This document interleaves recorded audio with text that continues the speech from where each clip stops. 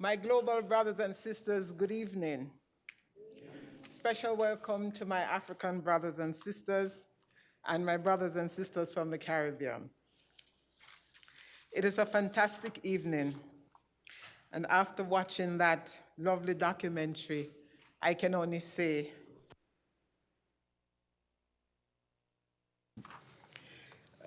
this evening we're going to be looking at the role of the Caribbean in the Southern African liberation struggle, a very important role played. But first, in order for us to move forward, we have to understand where we are now in terms of Caribbean and Africa relations. My brother from the Republic of Guyana and my brother from the Republic of Cuba will give you the vivid history as to why we are where we are today. So I will just give you a short synopsis before I introduce and call on my two brothers from Cuba and Guyana. The Caribbean has strong historical ties to Africa and friendly relations with countries of the continent, particularly within the ambit of the African Union. You will hear from our distinguished speakers here today the vivid history of our relations and the contributions of the Caribbean to the African liberation struggles, which lead to the freedom and independence of many African countries. To date, most, if not all Caribbean countries have positive engagements with Africa in various fields, in trade and investment, in culture, information technology, health, education, sports, security, and youth development. The Caribbean and Jamaica and its partners in the Caribbean community, CARICOM, remain committed to the further strengthening of relations with Africa, with new growth and development opportunities and areas for collaboration. Both the African Union and the Caribbean community have renewed their efforts to promote engagements, in particular in the negotiation of a draft memorandum of understanding on cooperation and the relaunch of existing mechanisms such as the African Union Diaspora Consultative Process. This agreement and the consultative process will provide the framework and principles to guide all cooperation between the two regions across renewable 5-year periods. It will allow for the exchange of information, the reciprocal provision of technical assistance, and the hosting of further consultations. There is ongoing work to promote various mechanisms to drive such collaborative efforts. Various mechanisms were proposed, including the establishment of a high-level panel of eminent persons to lead action on issues emanating from the UN World Conference Against Racism, which was held as far back as 2001. In line with this, the Caribbean and Africa also joined forces on the United Nations initiative to erect the permanent memorial in honor of the victims of slavery and the transatlantic slave trade, which was erected in New York at the UN headquarters. Outside of interactions within the context of the African, Caribbean, and Pacific Group, the ACP group, and also within the Commonwealth, because many of our countries are members of the Commonwealth, consultation and interface between the African Union and CARICOM has been mainly facilitated through the AU Diaspora Consultative Process. This process was initiated in tandem with the inaugural South African Union Caribbean Diaspora Conference, which was held in Jamaica in 2005. The Caribbean is a part of the African diaspora, which is referred to as the 6th region of the African Union. The first African Diaspora Summit was held in South Africa in 2012, and this provided an opportunity, an important platform for the Caribbean to engage with Africa through high-level engagements and exchanges to strengthen the diaspora engagement mechanism, as well as political, economic, and social cooperation. At the summit, the Caribbean's role and contributions to the liberation struggles and the promotion of Pan-Africanism, as well as the African Diaspora Initiative, were given special recognition by the chairperson of the African Union Commission. Today, the African Union CARICOM construct is characterized by 5 existing legacy projects which were adopted at that summit to give tangible meaning to the diaspora program. The projects are being implemented through the African Diaspora Consultative Process with the involvement of a cross-section of stakeholders in the Caribbean, from intergovernmental organizations, academia, civil society and cultural entities, the Maroon community in Jamaica, the Millennium Council of Rastafarians, youth, women, and the Marcus Garvey movement across the Caribbean. There have been various state visits of African leaders to the Caribbean over the decades, including our beloved President Nelson Mandela, Oliver Tambo, Thabo Mbeki, Sam Nujuma, Julius Nyerere. And I remember when I was merely about 8 or 9 years old, I remember going to the National Arena to dance my feet off on the visit of President Nyerere. Samora Machel, Kenneth Kaunda, President Talbot, President Gowan, and President Kama. You see how many presidents have been to the Caribbean, because we're family. Most recently, the President of Kenya, and some of you would have seen it online, the President of Kenya visited Jamaica and Barbados to participate in independence celebrations and to foster increased cooperation and trade relations in trade and investment and cultural exchanges. The Ghanaian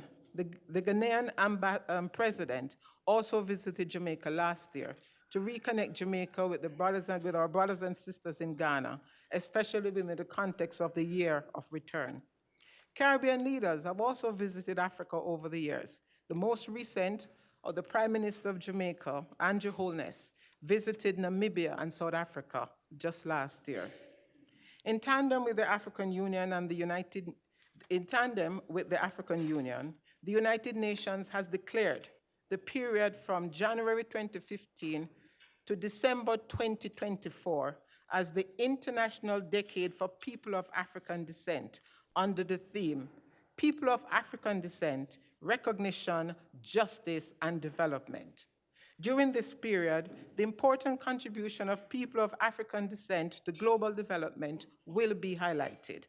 Also being highlighted is the need to strengthen regional and international cooperation in relation to the full enjoyment of economic, social, cultural, civil, and political rights by people of African descent, and the full and equal participation of those people in all aspects of society.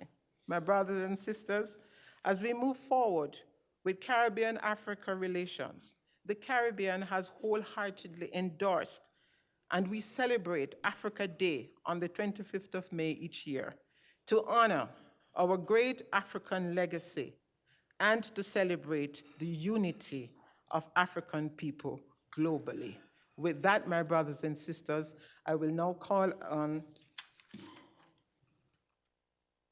my brother and Caribbean colleague, where is he now? Professor Cyril Hunt, the High Commissioner of the Republic of Ghana to South Africa. Professor Hunt is a professor of economics and former director of graduate studies in the Department of Economics at Howard University in the United States. He also holds bachelor's and master's degrees in agricultural economics from Utah State University and master's and doctoral degrees in economics from the Ohio State University, both in the United States. A distinguished brother of the Caribbean. Professor Hunt. Good afternoon, everyone. It's a pleasure to be here, and all protocol observed, because we are time constrained, but I'll try to get through my presentation very quickly.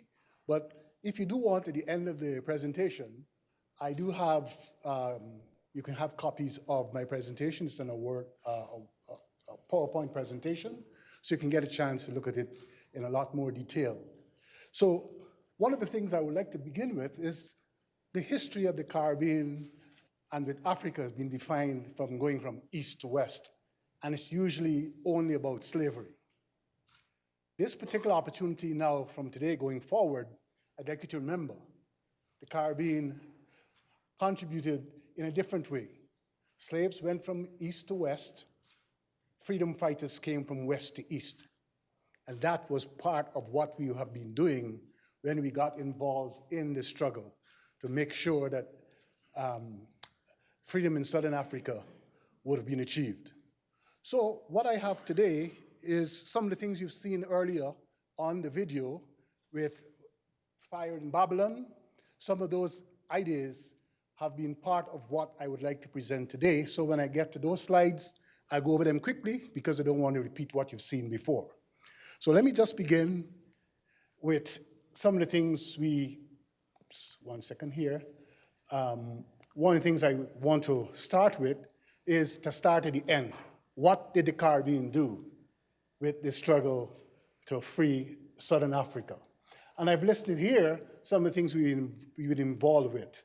First, we had the association with the multilateral agencies, the Commonwealth, United Nations, the Northern Line Movement, the Group of 77, the Frontline States. All of them had one particular purpose, and that was to ensure the sanctions of South Africa were put in place. So that's at the multilateral level.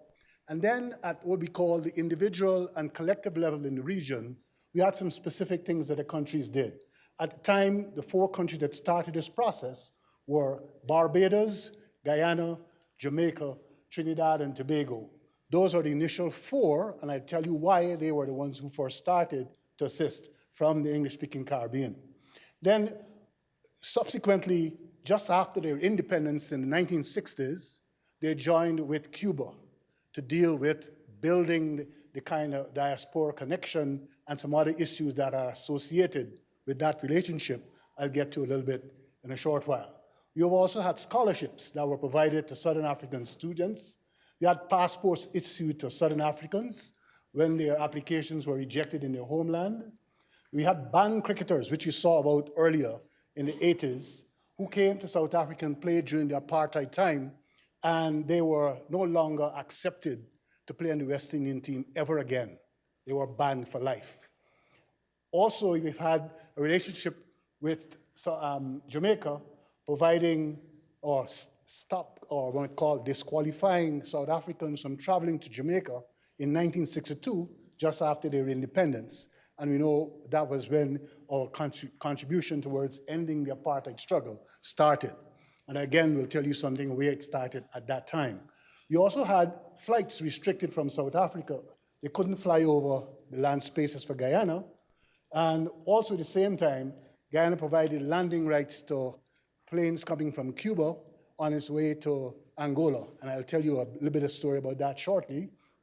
We also had concerns with the struggle. Additional things were done through literature. The concept earlier heard about being called an honored white. That was a kind of pejorative term in our part of the world. How could you call me something other than what I look like? And give me a kind of definition that don't make sense. That angered a lot of Caribbean people. And then, of course, we heard early on about Fire in Babylon. And the Fire in Babylon story is really something that started as a result of what took place in 1975 in the cricket tour of Australia. That's where this concept of 4 fast bowlers came alive. We were beaten badly when we went there in 1975, and thereafter, Clive Lloyd, the captain of the team, came up with a strategy of using 4 fast bowlers. And it's not only about cricket, as you saw just now, it had to do with a whole set of thinking as to how Caribbean people saw themselves going forward. Now, there are, of course, consequences for actions taken, and we're going to look at some of those as well. Now, that, in a summary, gives you some idea of what the Caribbean did. And I started at the end so that I could speed through the stuff that I'm going to give you now, right? So here it goes. So basically, the presentation is in 4 parts. There are a bunch of questions which I'll address, and these are some of them here. Why was the Caribbean interested in the anti-apartheid struggle? was there a method to recognize the economic and social indicators of the apartheid strategy? When we looked at what was happening here, we thought, hey, these things cannot stand. We have to find a different way of dealing with some of these concerns. I wouldn't go through these questions because they come up again in my slides. And then the second part looks at the Caribbean contribution to end apartheid. I briefly introduced some of those concepts earlier. We had cricket as an issue, which is also an issue that we looked at in the Caribbean and how it affected cricket and the relationship between players in the Commonwealth and the Caribbean and South Africa at the time. Now, part 3 deals with the consequence of taking a stand against apartheid. And the last part deals with some concluding comments and recommendations. So here goes. Why was the Caribbean interested in the apartheid struggle? We have 3 issues here. Apartheid was kind of beginning of a stages of slavery, and we saw that as a crime against humanity, which has been accepted by the United Nations as well. It was a sense of morality as well as the recognition of self-interest. You're looking at your self-interest and you're saying to yourself, well, if they're doing it over there, maybe we might end up in the same thing where we are. And we cannot have that happen again. Having come out of a slavery background, that was certainly not something we'd like to see happen for us or other people, because it wasn't nice. And thirdly, our freedom and justice are diminished if your own freedom is not guaranteed, or your friend's freedom is not guaranteed. So those concerns were part of our concern at the time. Now, was there a method to recognize the economic and social indicators of apartheid? Here, I'll just show you a couple of things. Rationale being stages of slavery was a problem. Was there a method to recognize the economic and social indicators of apartheid? Well, if you look here, we know about the segregated townships that they had in South Africa. We know about the dumbass. Everybody know dumbass meant and what's the implication of what dumb really meant. Stupid. We couldn't understand that in the Caribbean. And of course, they had Bantu education here, and you'd see on that poster, Bantu education is described here as education for slavery. So when we looked at these things in the published newspapers, we said, what is this? This don't make any sense. We won't want to see this happen again, any other part of the world. And then compared with the economic social indicators. This is a table summarizing some of the issues that we saw in the Caribbean when we looked at the literature and saw what was there. It shows the disparity between what black South Africans had and what white South Africans had. For example, if you look at access to healthcare, doctors in South Africa, 1 to 44,000, 1 to 400 for whites. When you look at income distribution, for every dollar a South African, black South African earned, a white South African earned $14 more. You look at other statistics, they are there. Again, you can have a chance to look at those numbers. It again presents the disparity in what was available. Those things are what we were able to see in our part of the world, and that motivated us to deal with how in which we approach some of the problems.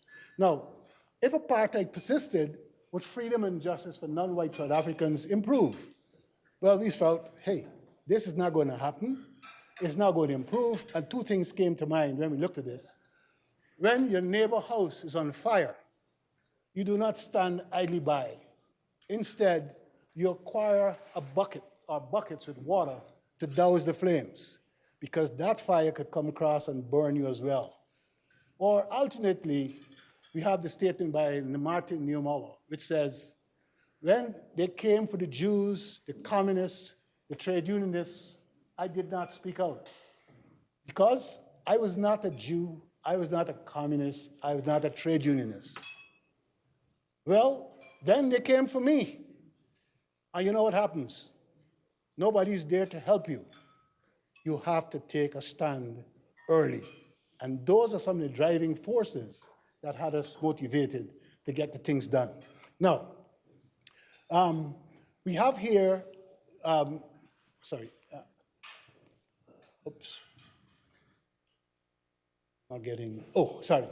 did the Caribbean contribute to the struggle of the pre-independence period? The first person we looked at here had to do with a guy by the name of Eric Blyden. He was born in 1832, died in February 1912. He was from the St. Thomas, the US Virgin Islands. At that time, it was a Danish island. They also had colonies there in the Caribbean. He lived in Venezuela, Liberia, Sierra Leone, and America, and he's considered the father of Pan-Africanism. His views influenced some others, like Marcus Garvey and Padmore. Now, this is a picture of him here. And secondly, and this is the important one I'd like to stress on here in South Africa, his name is Henry Sylvester Williams. How many of you guys ever heard of that name here? Nobody? Well, let me tell you, Henry Sylvester Williams lived in South Africa. He's from Trinidad and Tobago. He lived here around the early part of the 1900s. He was involved in the first struggle to provide education to non-white South Africans. Listen to this carefully. He was involved in the struggle to find a way in which to deal with the discrimination that was here, and he formed the first school to look after coloreds in South Africa to get an education. And as you know, the pathway to independence is through education. If you're educated, nobody can take your education away from you. That's the only thing you ever own in your lifetime that nobody could take from you, and you can share it with others. So I'm asking you to think seriously about what was done by this individual at the time. Now, he also lived at a time with these others, Blyden, Williams, of course. They were born and they died before Mandela was born. You understand I'm getting at here, guys? He lived and died before Mandela was born. So you get a sense of how long the Trinidadians and the Caribbean people were involved in the struggle here. And again, I said, I'll come back to him later on. We have Marcus Garvey, which you heard about previously. There's also George Padmore, again, Trinidad and Tobago, Jamaican for Marcus Garvey, all Caribbean people involved in the Pan-African movement. And of course, the last one I talk about briefly is Frantz Fanon, who is a famous Caribbean person from Martinique. Martinique was part of the French colonial system. And of course, he wrote this famous book, The Wretched of the Earth. If you have not yet had a chance to read it, it's on the web. Get a chance, go read something and learn something else about the history of what colonialism had done at the time. Now, what was the focus context of the World Caribbean in 1945 and onwards? Well, I'll just get a context here. The Second World War came to an end in 1945. Britain, at the end of the war, started to provide independence to the various British colonies. India and Pakistan were the first to gain their independence in 1947. The Cold War began in 1947. That is the tussle between the United States and Russia. And then Ghana, the first African country to become independent under the British colonial system, they got their independence in 1957. Now, I don't have this listed on the slide, but in 1959, Cuba had its revolution to change things around. That's the Caribbean beginning to look at modern freedom for ourselves. And then after that, in 1962, we now had the first of the Caribbean countries that were once under colonial system of England got their independence. So Jamaica got their independence in 1962, Trinidad as well, Trinidad and Tobago, Guyana in 1966, and Barbados around the same time. Those are the first four in the region that got their independence from Britain. So when you look at this time sequence, you now see how things begin to change. Now, we have here, what were the foreign affairs implications? I just briefly want to say, when you're a colony, you don't have foreign affairs as part of your portfolio. It's done by the colonial masters. It's only after you become independent that then you can have a foreign policy. So only up to that point could we couldn't get involved in any other struggle for independence in Southern Africa because we didn't have the freedom to do it. But after independence, you're now free to take part wherever you want because you now have freedom to deal with the issues that matter to you. So these four small countries, Barbados, Trinidad and Tobago, Guyana, got together, Jamaica, got together and said we have to do something to change what's out there because we don't want things to continue the way they've been. So I call them four small individuals.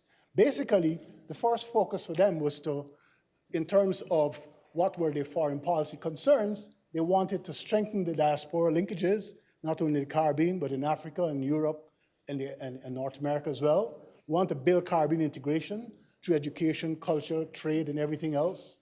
Support human development and protect human dignity. Ensure peace and stability, freedom, justice, and democracy. Those are some of the issues that they grappled with initially. Now, what were the foreign policy changes with Cuba? Well, right away, we decided in the Caribbean that we have to form a relationship with Cuba. At that time, in the region, only Canada and Mexico had diplomatic relationships with Cuba. Everybody else in the whole of the Americas had no diplomatic or trade relationships with Cuba. Now, some of that still exists today, right? Right, guys? Okay. These are some of the concerns, right? So you have this concern in the region with only two countries assisting and everybody else at home. The Organization of American States kept everybody else at bay from working with Cuba. So these 4 places, anybody know how large the Caribbean is? Those islands are small. If you put all the population in those 4 countries together, they would fit in Hauteng province with space, less than 5 million people, right? So it's a small country with a whole small 4 small countries with big ideas and not too much to go by in terms of physical or capital or things to deal with. What they're being driven by is ideas about how humans should behave with each other. And so I want to proceed quickly and say these 4 countries got together, and in 1972, 8th of December, they established relationships with Cuba. The 4 prime ministers who were involved in that process were Mr. Earl Barrow of Barbados, Prime Minister, Forbes Burnham of Guyana, Dr. Eric Williams of Trinidad and Tobago, and Sir Michael Manley of Jamaica. Now, Michael Manley was the only one of that 4 who received the Oliver Tambo Award. It's kind of strange for us in the region that the others weren't considered, but I'll come back to that again a little while later. Now, what were the diplomatic differences with the United States, USA, and South Africa, with the Caribbean? This is important because this is where the story started for us. Remember I said that at that time in the region, there was the Cold War. Cold War was looked at as the key concern for the big countries. President Botha in South Africa convinced the United States and England that, look, apartheid is not a problem. What is the problem for us is the spreading of the Cold War concerns. So that's the toss-up that the Caribbean was faced with. We had to choose in the Caribbean, is the Cold War more important than apartheid? The answer for us was clearly apartheid is much more a difficult problem for us. And we will go into work on that issue because that affected our diaspora, it affected our welfare and anything else that was out there. So let me just show you briefly, again, there's the choices in that little matrix over there. Where do we choose? We're going to choose to work with freeing South Africa and Southern Africa of the colonial and the apartheid system. And so therefore, we automatically had a friction between the concerns of the Cold War and the concerns with apartheid. And the Caribbean people chose the apartheid story to work with first. Just now you saw in Fire of Babylon, there was that concern. All this taking place at the same time around the time of the 1970s when we had the cricket match that you just saw. These are some of the places where the Caribbean people got their focus and their energy from. Now, let me again show you briefly here in this chart what it is we did. Now, if you look here, the first thing at the first box at the very top is the colonial period, the guys I just mentioned before. Williams, Blyden, Fanon. Those are the guys before the independence came. They were the last part of the colonial system.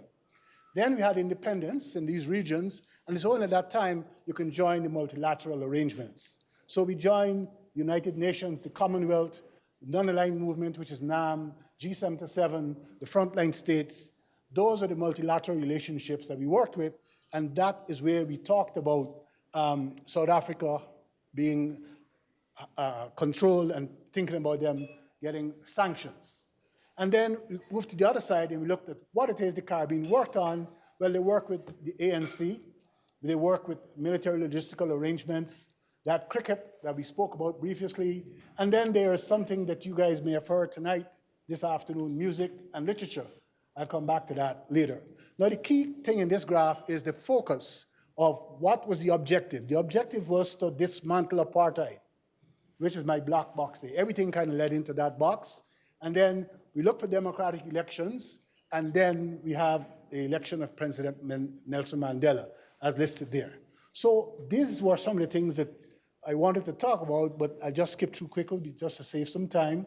The Commonwealth, Gleneagles Agreement, that was supposed to stop the racial behavior of South Africa because most of the people in the Commonwealth were non-whites in the Commonwealth, and cricket played in South Africa was a white sport at the time, and so Gleneagles arrangements were meant to stop that concern that you had going here in South Africa. Now, many Caribbean cricketers from the region we saw before were banned for life. I spoke about that before. I spoke about the term honorary white. I don't need to go over that. We had a famous guy, a West Indian cricketer by the name of Sir Garfield Sobers. We think he was the best cricketer ever, the best all-rounder ever in cricket, right? Sorry, it's true, right?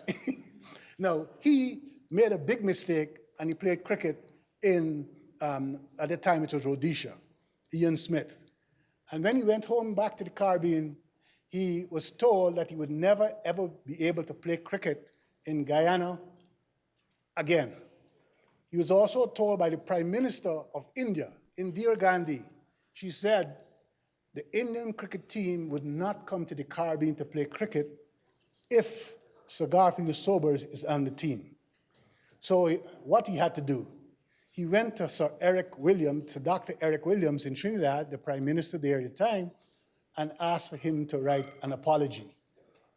He got the apology written, and the other Prime Ministers agreed, and that ban was lifted. And that's how he played cricket until the end. But that was a serious concern. Prime Minister, I spoke with this early on. Let me just go back here. Oops, my part. Oops, my mistake here. Okay.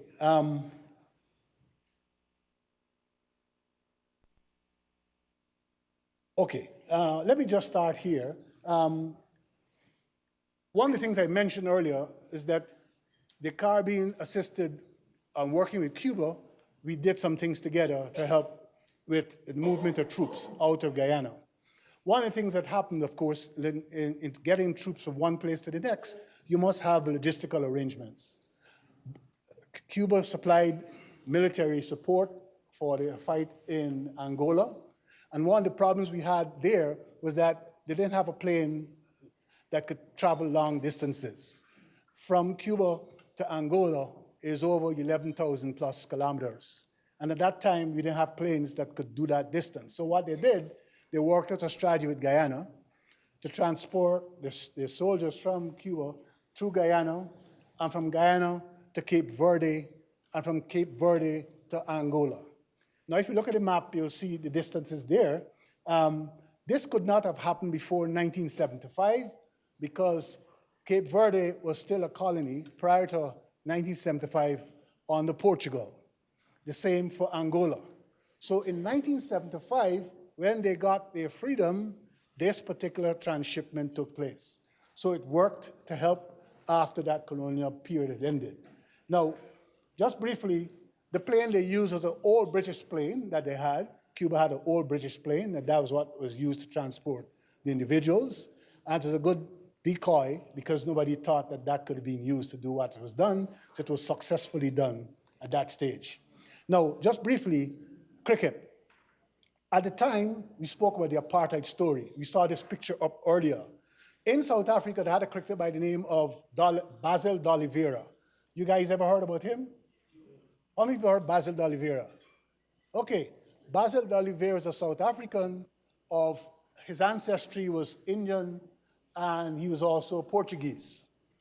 Now, he couldn't play cricket for South Africa. So he left South Africa and he went to England and he played cricket for England, all right? And then he was supposed to come to South Africa to play cricket in South Africa again. And South Africa said he cannot come. And you know what the English did? They canceled the tour, all right? Now, we just saw something about groveling. You heard the term groveling in the movie, right, guys? No, they didn't tell you, but that guy, Tony Gregg, is South African. Right, guys? You didn't know that, right?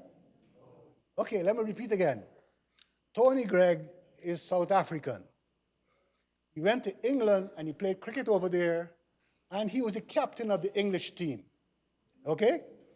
So he made the comment, I will make Caribbean cricketers grovel. That was the film you just saw with Fire in Babylon. All right, guys? That's the connection. He made the comment, and thereafter, we had the behavior of the Caribbean people, the way in which they described what was there. So, at the end of the day, they have the articles on the web. You can go and check it yourself. They have the full story there. I wouldn't get into it. But again, that is what stimulated the behavior from the Caribbean's point of view in making sure that the English team lost that tournament very badly. And of course, Mr. Tony Gregg didn't make a lot of runs and he didn't take a lot of wickets because everybody was there. Now, I want to speed along here briefly. This is Clive Lloyd speaking with Nelson Mandela. He never played cricket in South Africa, but he met with Nelson Mandela as part of the apartheid struggle business. Lastly, let me just go strictly to what the Caribbean people did with music. The music we heard early on was more targeted to some of the things you've heard. You guys know about Lavi Sifri, right? Something so wrong, was it? Something so strong inside. You guys know that song? All right, how many people know that song? That's part of the apartheid struggle, all right? My time is up, just 2 more minutes. Sorry, ladies and gentlemen, my time is up, but let me just tell you a couple of things here. One, when you take part in issues that describe what I had here, there are consequences. One of the consequences was that our people were killed in a plane that was exploded after it left Barbados. 57 Cubans died, 11 Guyanese died, 5 North Koreans were killed when a plane was exploded as a result of us taking part in some of these things that I have here. Last thing I'd like to make before I go is that a recommendation. Some of the leaders who were involved in getting the apartheid struggle sorted out from the Caribbean perspective, my contention is that they should also be given the Oliver Tambo Award. It's here. I'd like that to be considered seriously by the South African people. They should also put in place something to remember Henry Williams, who did the education thing here in the early 1900s. Having said that, I'm so sorry I can't say more. Right now, my time is up. Thank you very much.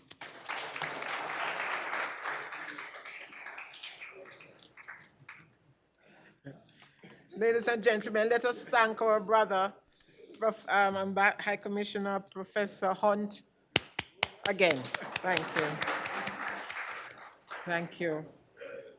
His presentation was instrumental in emphasizing that even as small countries in the Caribbean, we were forces to reckon with in working closely with our Southern African brothers and sisters to get rid of oppression.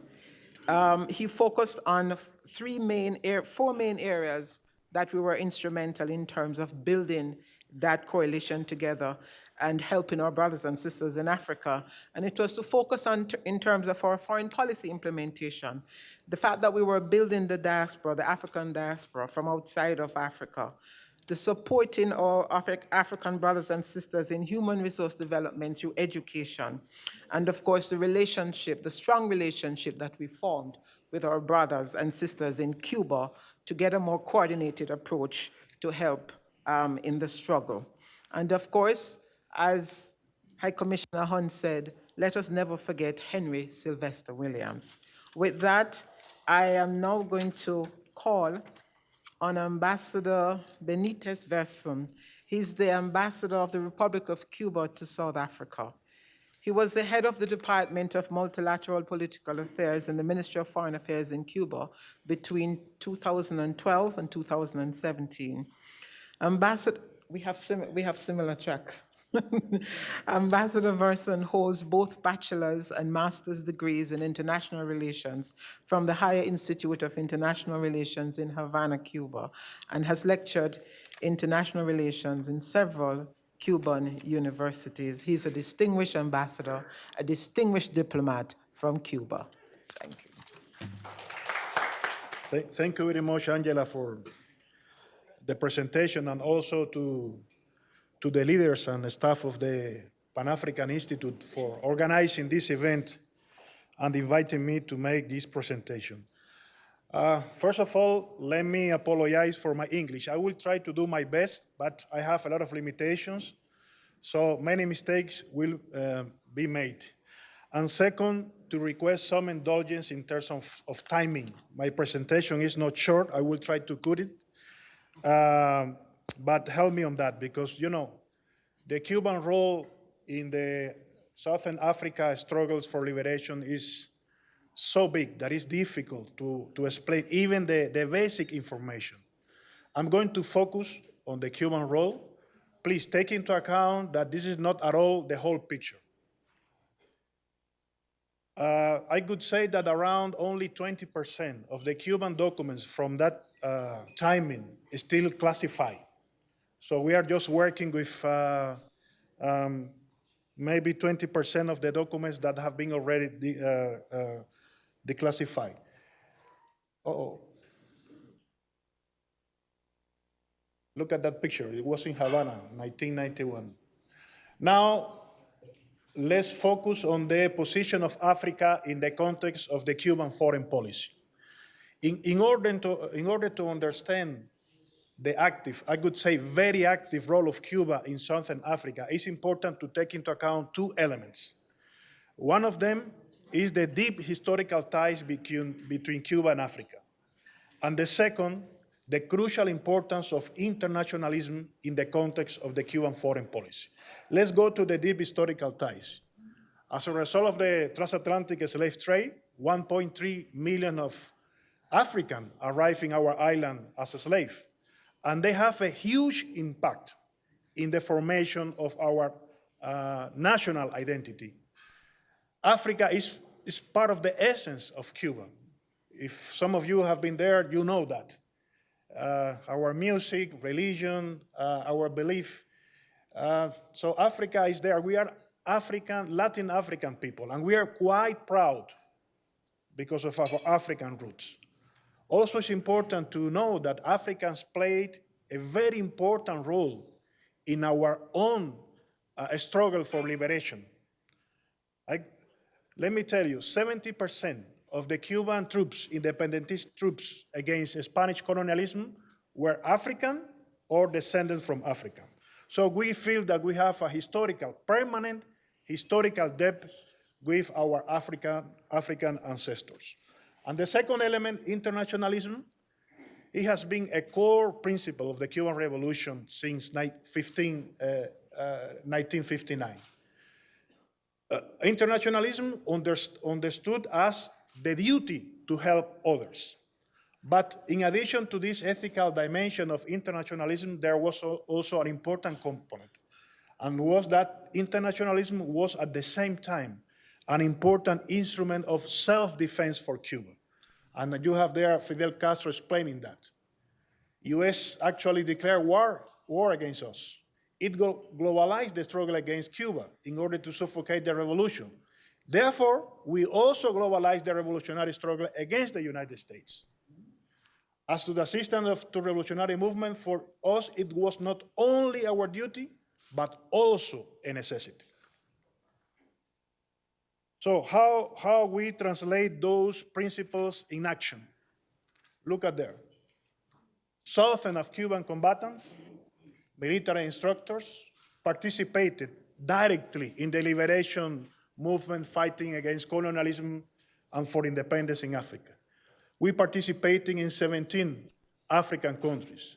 The first one, the first military internationalist mission of Cuba in Africa was in Algeria in January 1962.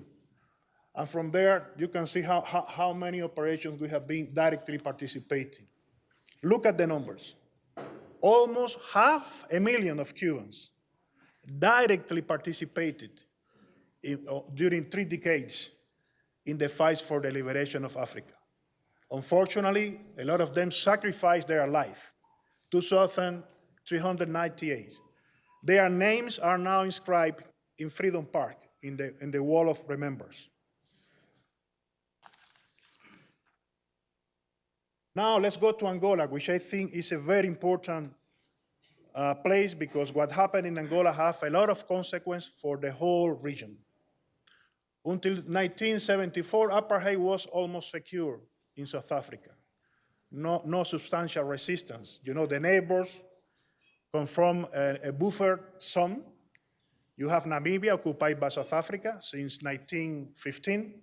You have Angola and Mozambique that were Portuguese colonies. You have Rhodesia, white rule country. So when the April 1974 revolution in Portugal took place, change began. And for apartheid, the victory of MPLA in Angola was a threat to their hegemony in the region because it was a socialist, a progressive-oriented movement, and they saw that as a threat to the white supremacy system because MPLA was an ally for the anti-apartheid fighters in South Africa and was also an ally to the SWAPO fighters in Namibia. So because of that, South Africa decided to invade Angola. October 1975, Operation Savannah. They were all the way supporting UNITA.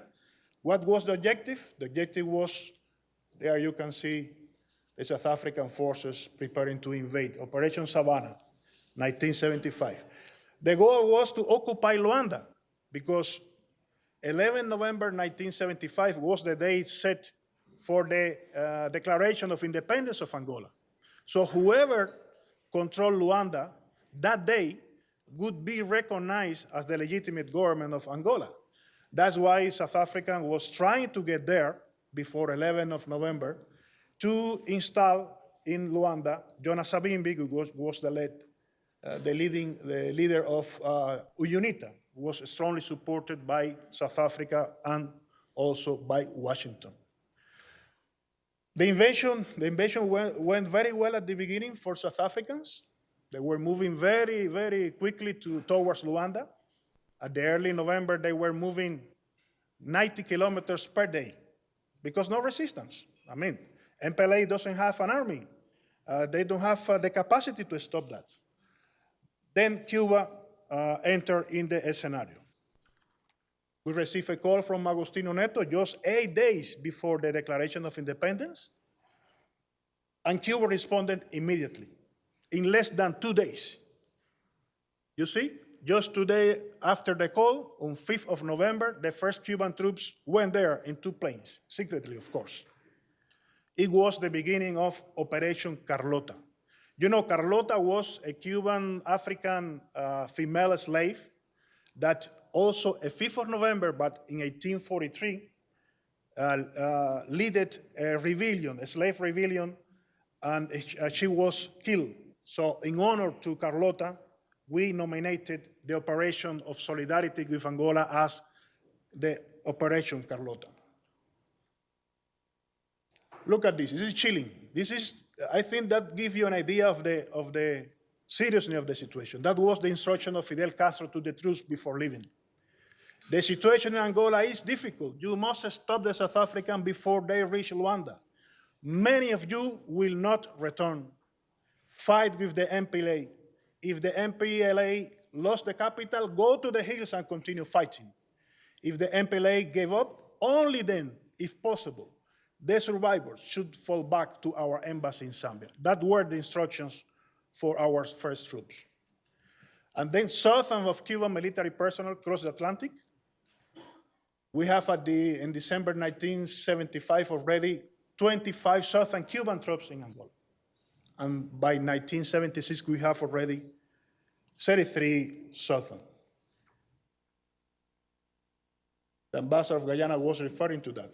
Look at, we had to do all this. Only 3 planes, very old British planes that have already been discontinued by the manufacturers, and only 2 cargo ships.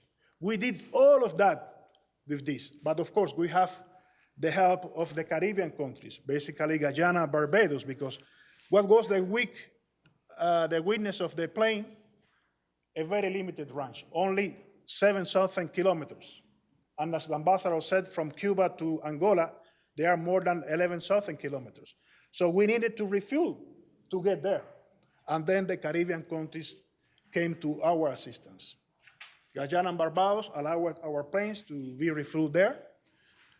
But of course, I think 10, 15 days after the secret operations started, the US discovered what was happening in the Caribbean.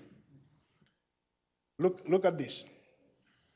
Well, you have a geographical perspective there. You like Cuba, and you see Angola there. We have many like this. This is a Kissinger, Henry Kissinger, the Secretary of State. 20 November, only 15 after after the first 2 planes took off to Angola. They already knew something was happening. And then he said to the US ambassador in Barbados, we also have many cables like this from Guyana, but since the ambassador was to be there, I prefer to use Barbados as an example. But look what he said to his ambassador. We have information that Cuba have been using Barbados as a refueling stop for planes. Probably because they didn't know exactly at that time. Carrying Cuban troops and arms ultimately destined to Angola. This apparent use of Barbadian facilities is likely to continue. I'm not going to read the whole thing, but he said, you should seek earliest possible appointment with Barrow. Barrow was the Prime Minister of Barbados, Errol Barrow at that time, to raise this matter. You should stress that we deplore this flagrant intervention. Of course, he didn't say anything about the strong support of Washington at that time to UNITA and Savimbi, but they say it was a flagrant intervention. You should urge Barrow to prohibit further use of Barbadian facilities, pointing that facilitating Cuban intervention risks associating Barbados with that intervention. You get an idea. We have many cables like this, and of course, after that pressure, it was impossible for the Caribbean countries to continue helping us. So Cuba always has a solution. What we did, we modified the cabins of the planes. Of course, the cost it was that 30 less passengers, but we managed to arrange for 4 supplementary full tanks on those planes, so we can make non-stop flights from Cuba to Africa.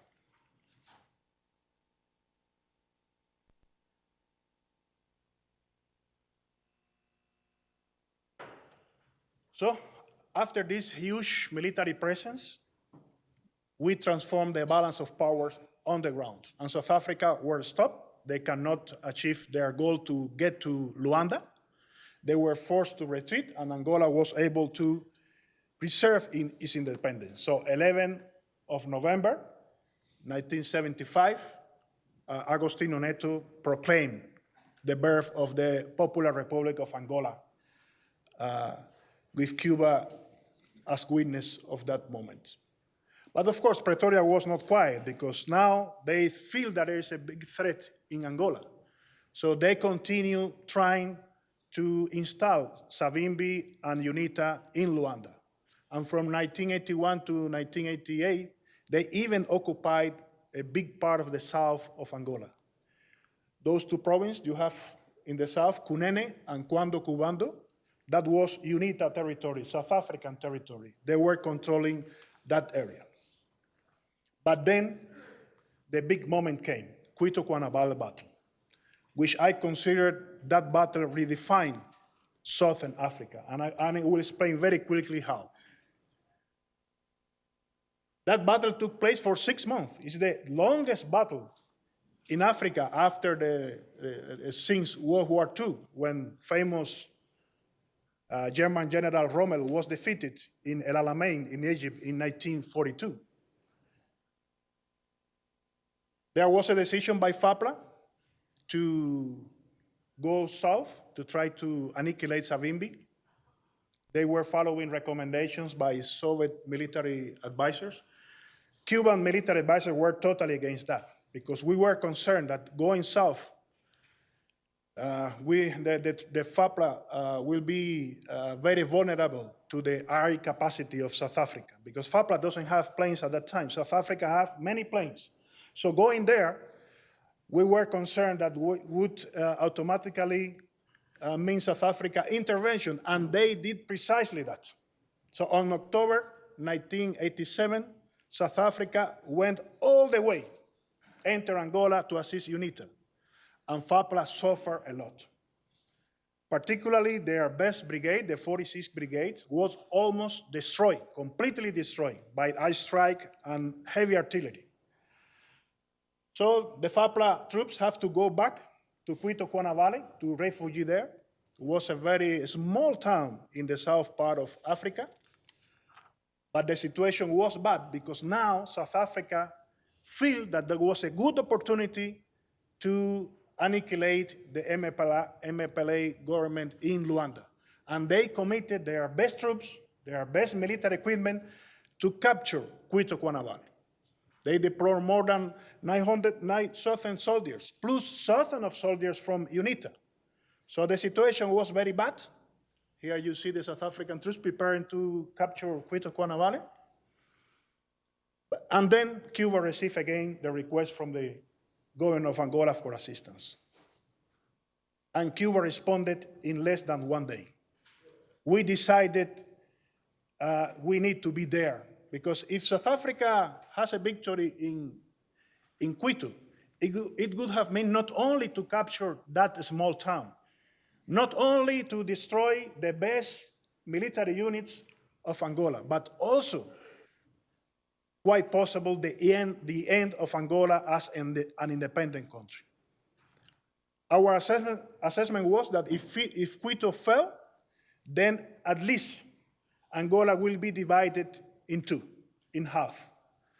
And also, we have also troops, we have 30,000 men in the north side. If Quito was conquered by South Africa, then our troops would also be vulnerable from the South African invasion. So, a decision was taken in Havana by Fidel and the Cuban government, but the decision was not to go there to defend Cuito-Cuana Valley. And this is a critical point. The decision in Havana was, we are going to send now enough forces, not only to defend Cuito-Cuana Valley, but also to put an end, once and for all, the South African presence in Angola. And we will now deliver a decisive blow to the African racist regime. That was the decision. It was a strategic decision. And then, a few days later, it was the beginning of Operation Maniobra 31, Maneuver 31. It was a massive Cuban reinforcement of forces in Angola. You see, more than 20,000 new forces went there. So now we have in Angola 55,000 soldiers. Not only soldiers, but let me say, Cuba at that time we only have 10 million people, which means it's the equivalent of the US deploying 1 million soldiers. So you get the idea of how massive it was. But not only military men, we sent a lot of weapons. We sent our best weapons there. Look at the numbers. 1,200 tanks and a complete artillery battalion.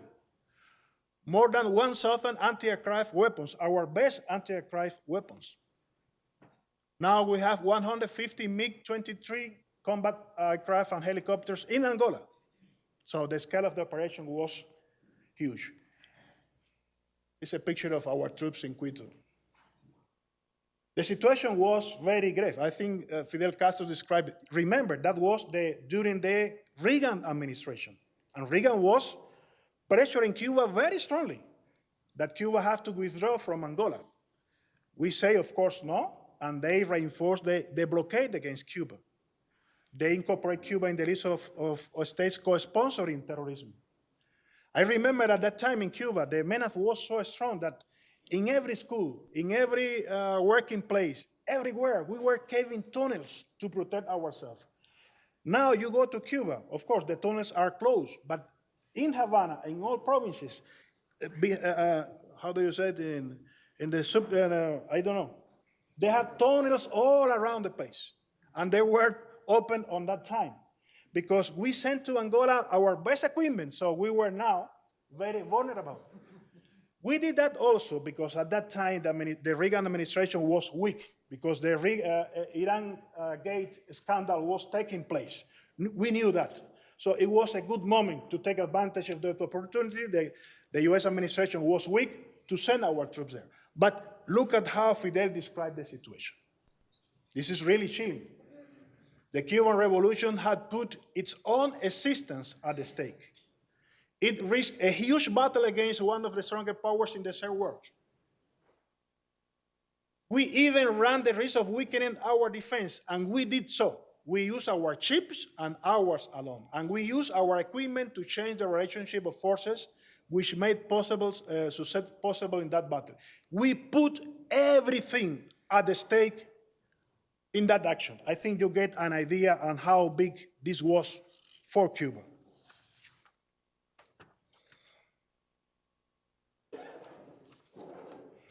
This is a geographical, you see Quito Cuana Valley there. This is the South African elephant tanks moving towards the front in Quito. And then for 6 months, the South African Defense Forces and UNITA were they threw everything in Quito, trying to capture Quito Cuana Valley. Even these very powerful G5 cannons, 155, they were terrible, the best cannons that were available at that time.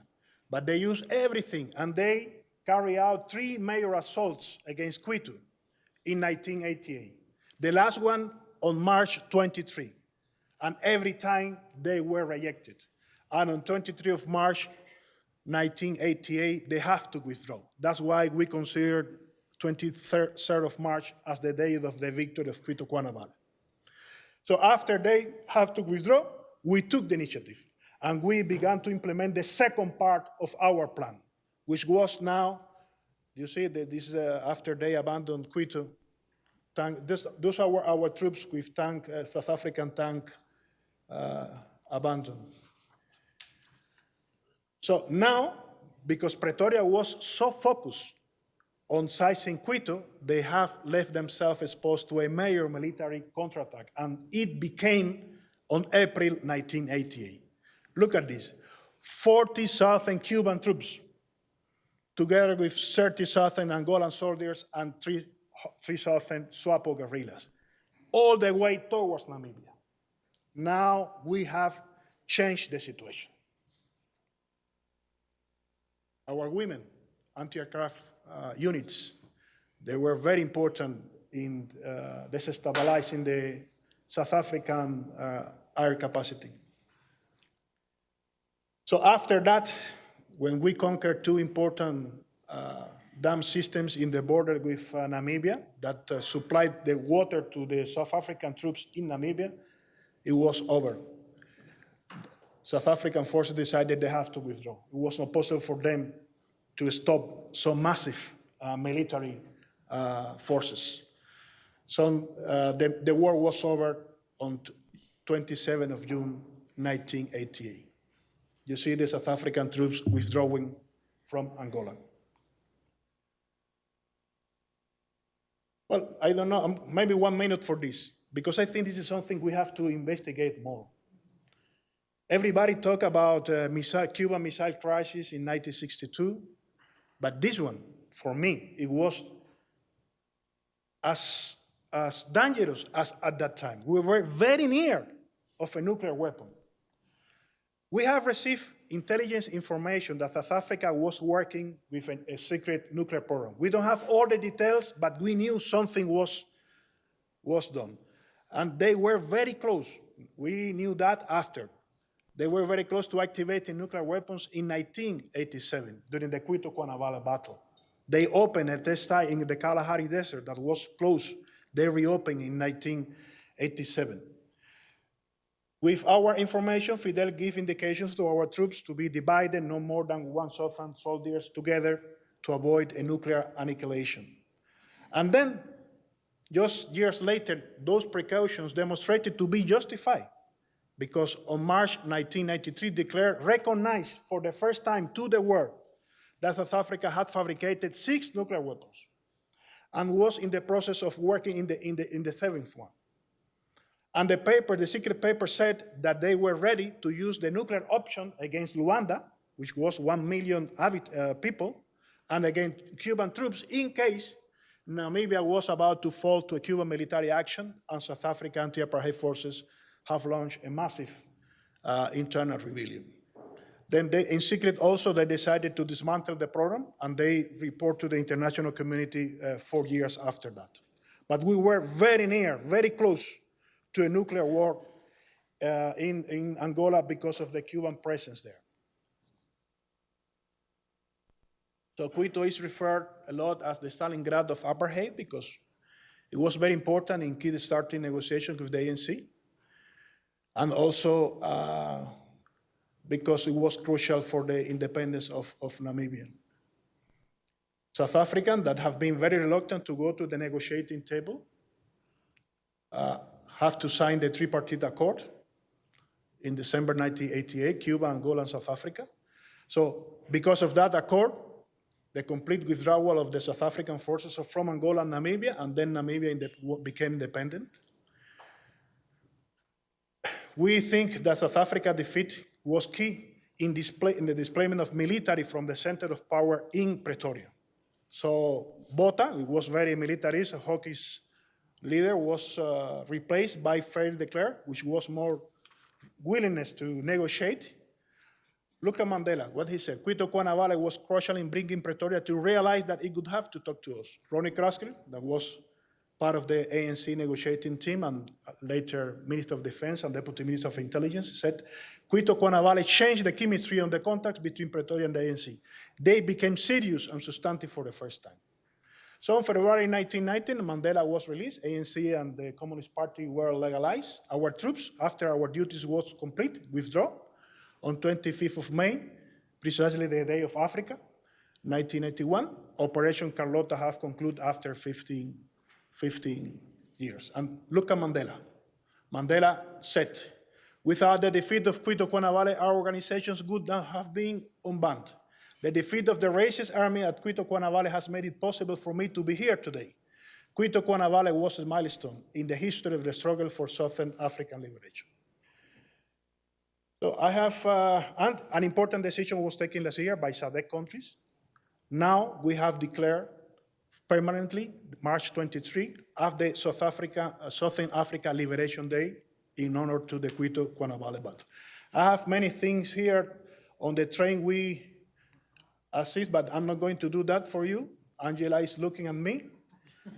Just to finish with conclusions. One, only two, Angela, don't worry. Africa has always been and will continue to be high priority in Cuba foreign policy. Cuba is part of the African diaspora. Two, the internationalist action of Cuba altered the balance of power in Southern Africa. It was decisive for the independence of Angola and Namibia and was an important turning point in the struggle against apartheid. With that,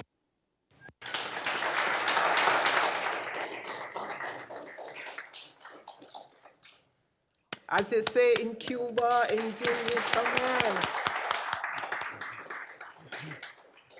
Thank you, Brother Ambassador. That was very fantastic from both yourself and Ambassador Hunt.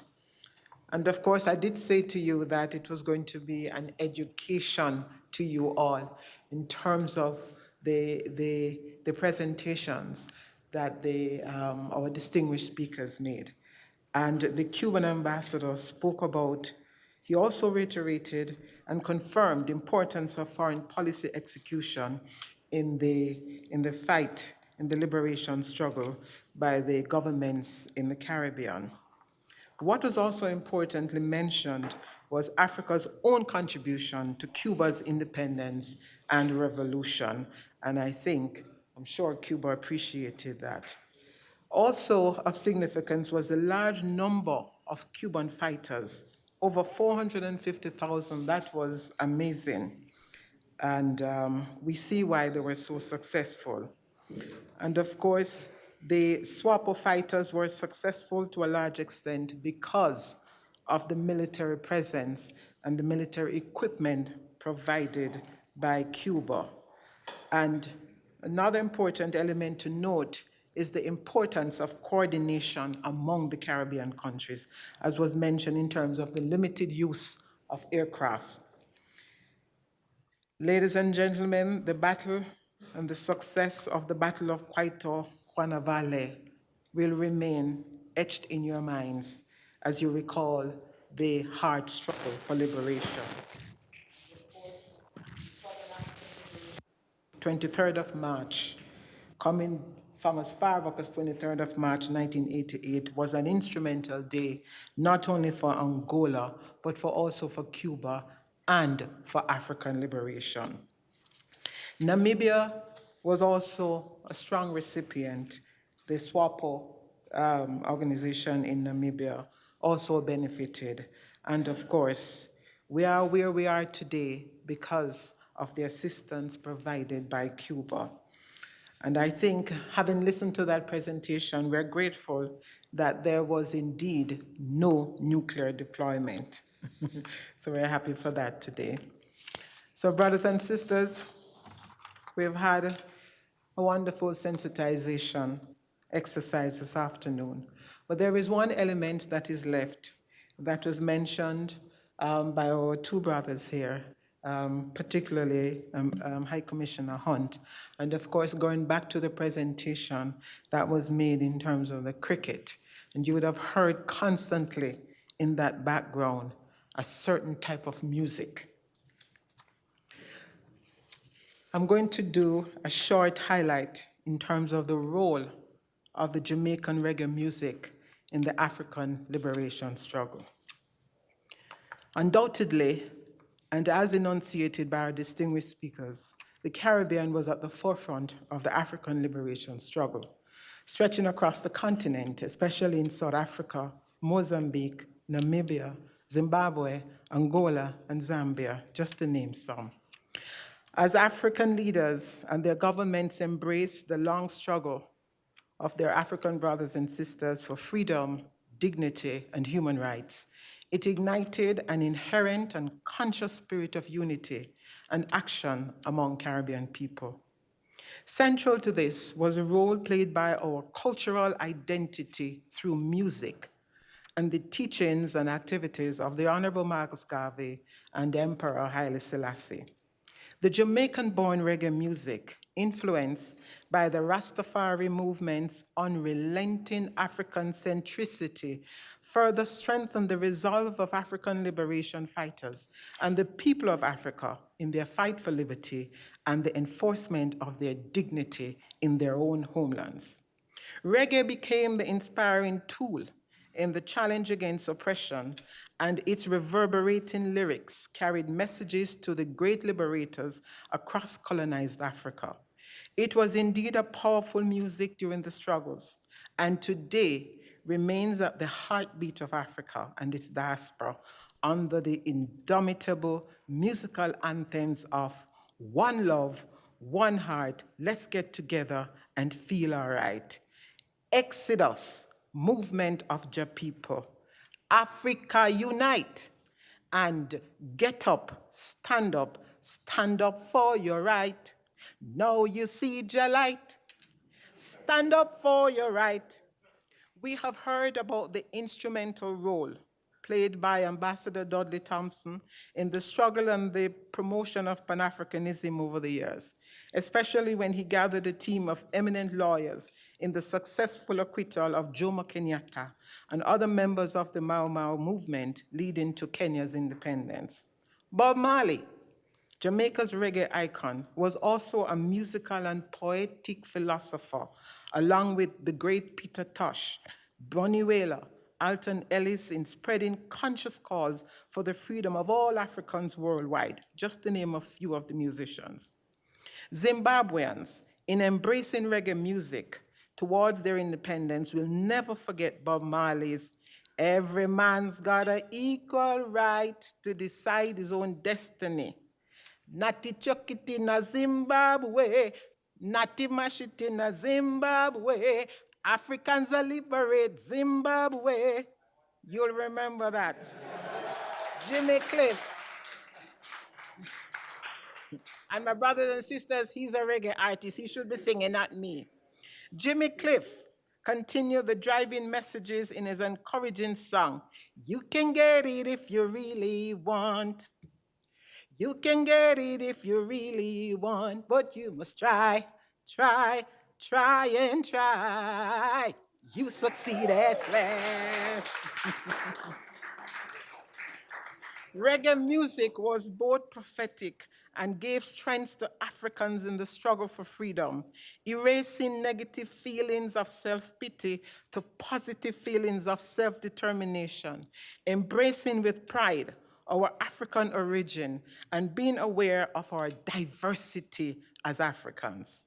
It gave hope to the liberators who were unjustly arrested, unjustly detained, and unjustly imprisoned in the fight for freedom and human rights.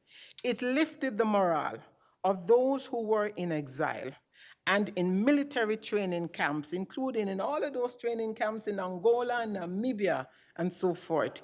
It strengthened those like our dear Nelson Mandela, who were in solitary confinement for years. The reggae music, the beat, that African beat kept them going. The spirited, liberating songs of reggae educated young people who were not aware, and it emboldened Africans in the struggle from all walks of life to remain committed and uncompromising against hate, discrimination, and oppression.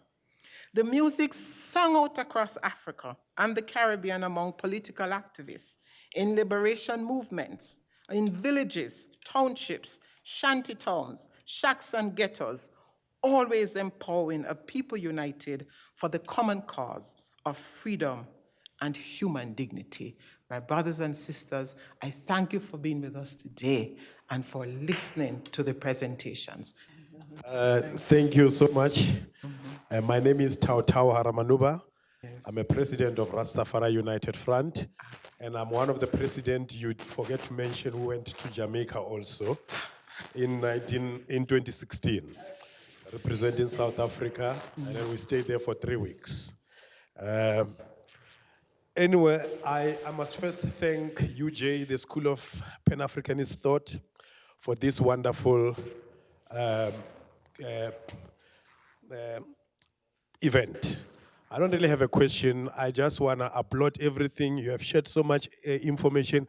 I always thought it was Jamaican Peter Tosh being the first one to speak against apartheid, and Cuba as a former military man. So I always thought about that. I didn't know about Guyana and everything. I'm just standing up to say thank you for so much informative information. When Bob Marley and Peter Tosh, like they separated from to Bob Marley and then they eventually separated, what informed that? And there's a certain narrative that is posed that Bob Marley was enjoying most of the privileges because compared to the others. So what I want to understand is, did that in people the narrative of advocating for African liberation? Thank you. Mr. Ambassador, what's your advice about the disaster management? Thank you, sir. Health and Good evening to everyone. A question just for the Cuban gentleman. The presentation moved quite a bit fast, and I couldn't catch what contingency Cuba actually took when the planes were actually prevented from refueling from the Barbados Islands. Because I heard you said something about installing steel tanks in the planes. So I just wanted to be sure on that. Okay, me, I just wanted to ask how do we deal with modern slavery in these days? Sure. these programs that take place, especially what you were presenting here today, the significance of reggae and so on and so forth. But we found that because of how most of us here in South Africa, we don't control most of our narrative, especially within the media realms. So we find that this beautiful music that somehow contributed so much to the liberation of our country, it doesn't find that much airplay. In fact, it's very much sidelined. In most cases, even for maybe even American trending trends, music and also sorts of things. But I'm just saying that beyond the conversation, are there any other programs also that maybe even as Jamaica you are doing to make sure that we also get to have that much of an open space? Because you feel like we're being suffocated in as far as that type of history is concerned. Just a little thought. I think that's it. Thank you. Thank you. I want to thank you so much for all of those questions. They're all very important. And it shows that you were paying attention in the presentations. And your questions will only help to enrich this event. Before I give the floor to the speakers to respond, let me first address the very gracious question asked by my young brother there in relation to the Bob Marley's identity. And if you know the motto of Jamaica, do you know what it is?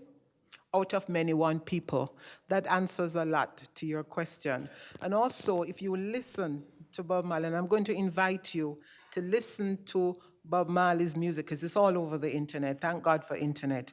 You will hear some very key words: unity, love, togetherness, peace. And that tells you who Bob Marley is. He has never really identified himself as anything other than the fact that he's a lover of music. He's a Jamaican, he's an African, he is everything, but most of all, he's love. So that's Bob Marley. Go and listen to his music, and you'll be inspired a little bit more. So I want to thank you for that question. Also, there was mention in terms of just the last question about airplay of reggae music and other Caribbean music in South Africa. And one of the things that we do as diplomats in South Africa, as ambassadors, as high commissioners, is to work very closely with the government and people of South Africa to promote culture, music, sports, and we are all working to promote that. We have interactions with the Department of International Relations and Cooperation, DIRCO, and also with the Department of Arts and Culture to promote this thing. In fact, just today I requested a courtesy call on that minister to discuss some of the cooperation issues, including the promotion of reggae music. Since I've been here, I've put together a list, and I have interacted and had meetings with a number of producers and promoters of reggae music in South Africa, including 3 who are sitting there just behind the Professor Adebayo. So we're working with them, and they have a number of events in South Africa and across Southern Africa. Sometimes you just have to go online and look to see where the events are and get involved so that you can go and truly enjoy this inspirational music. So with that, let me now give the floor to the ambassador of Cuba to answer the question in relation to health issues and the other issue of natural disaster. Thank you. Well, thank you very much for the question on the health system. I have to be very careful in terms of advice because we are very respectful in terms of the sovereignty of every country. Tell you very quickly certain important elements in my opinion. First, we have a very close relationship with South Africa in terms of health cooperation. On 1996, Fidel Castro and Nelson Mandela signed an important. So on the basis of that agreement, many Cuban doctors, southern of Cuban doctors, have come to South Africa since 1996. Right now, we have 300 of them working in 8 of the 9 provinces. Most of the Cuban doctors work in rural areas, and they have been, I think, making an important difference. The other elements is that for the last years, we have been sending to Cuba many young South Africans to be formed as medical doctors in Cuba. 3,000 of them. In the last 2 years, we have graduated in Cuba. I think last year was 700, and this year 700 again. In terms of advice, my main advice would be, but let me start by saying that the health system in South Africa is very expensive. Very expensive. You cannot imagine how Cuba is doing with very limited resources and with good results. Right now, Cuba have the highest per capita number of doctors in the world. We have one doctor every 155 inhabitants. This is the highest number in the world. We have an expectancy of life of 80 years of age. We have the lowest mortality rate, infant mortality rate in the world, only 3.9 right now. So the results are there. But you know what is the reason of those, the main reason? We have, the basis of the Cuban health system is the preventive care, the primary health care. We have what we call community doctors. So in Cuba, in every block, 100 meters, we have a doctor living there with the community. So that doctor is every day visiting the people in the block, trying to prevent those people to get sick in the first place. Because once you are sick and you go to the hospital, then you have to seek a specialist. You have to go to very specialized tests, and that is very expensive. The most important part is to try to prevent the people to get sick in the first place. Let me tell you, we have demonstrated that with the community medicine, the preventive medicine, you solve there 70% of the health problems. 70%, so only 30% go to the hospital. In South Africa, is totally contrary. You have, the medicine is based in the tertiary attention. So people doesn't have a good primary preventive system, so people have to go to the hospitals once they are sick. In Cuba, they go to see the old people, they have exercise every morning, they check your blood pressure, they check what you are eating, they give you advice to improve your diet. They see the children there, how they are doing. So that would be my recommendation, to put maybe more emphasis in the primary, in the preventive phase of the health system. At least our experience have demonstrated that with that system and with very limited resources, you can get very good results. Refueling of the plane. Well, I'm really sorry I have to rush in my presentation. I realized that. Angela was looking at me the whole time. But let me tell you on that. As I said, we have only 3 planes of a range of 7,000 kilometers. So they cannot go all the way from Cuba to Africa. When we have the assistance of the Caribbean countries, it was possible to refuel there and from there to go to Africa. It's around 43 hours flying time.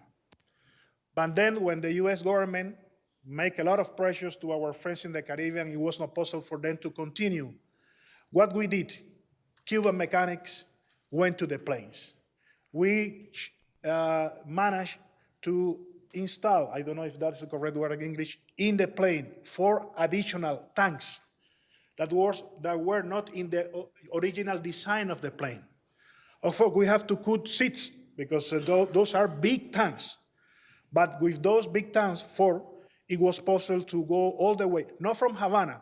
That was another decision because initially the planes were traveling from Havana to Georgetown, well, to Barbados and Guyana. Now we have to move the airport to Holguin, which is in the eastern part of Cuba. It's 1,000 kilometers, so that was some saving. And then with these 4 additional tanks, it was possible to go not to Angola, from there to Cape Verde or Congo Brazzaville, and from there to Luanda. That was the way we managed to do that. And also, let me tell you, I think we have to write some books about this, because when you read how they do it, In the planes, they opened doors in the floor of the cabin because the weapons were also traveling with them. But if there is an incident, you need to take your weapons very quickly. So what they did, they opened in the floor, they opened doors in the floor, so they were ready to take the weapons that were there in the compartment, how do you call the baggage compartment? Huh? Yes. Baggage compartment. So they were ready to take up the weapons. So maybe someday somebody will write a book about, and we didn't have one incident.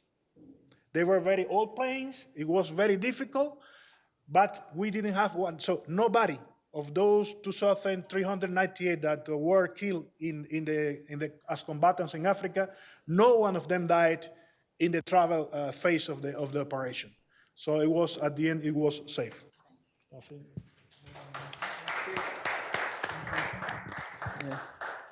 Thank you, Ambassador. And to deal with the last two questions relating to the modern slavery and Africa's fight against each other, Africans fight against each other. I'm going to ask High Commissioner Hunt to do that, but having worn a UN hat, I can tell you straight out in my own addition to this answer to the question is the United Nations is very important, especially when it relates to cooperation among member states. And in terms of dealing with the issue of modern slavery, this is one of the areas where Africa and the Caribbean are working very closely in the United Nations to coordinate so that we can fight the scourge of issues and challenges, including human trafficking. But I will now ask the great historian, High Commissioner Hunt, to answer. Thanks. Thank you, High Commissioner. I'm not a historian. Don't have the talent. Oh, gosh. No, the first thing about slavery is basically self-hate, one issue to deal with first. What you have as modern slavery is your own people trying to enslave you for something else that is out there. You got to find a way to look at your own concerns. And as I said in the presentation earlier, your safety, your health is worthless if your neighbors doesn't have the same connection to you. You can't be safe if the guy next door to you is suffering. You got to find a way to make sure he's as good and protected as you are. So that in itself builds a community to deal with some of these questions that come up from time to time. Once we begin to look at ourselves as a community, you can get the kind of support mechanisms that are required to deal with questions of slavery and all the other things that interfere with the use and the value in society. Now, human trafficking is just a fancy term for the same thing that you heard about slavery. You're taking away the freedom from somebody else who should be looked at in a different way. So I'm suggesting to you it begins in the community level first, and then once you build on that, we can then deal with these other questions. Now, the other parts of the mechanism, of course, comes from what I describe as the protection comes from the community in terms of the police and the legal system.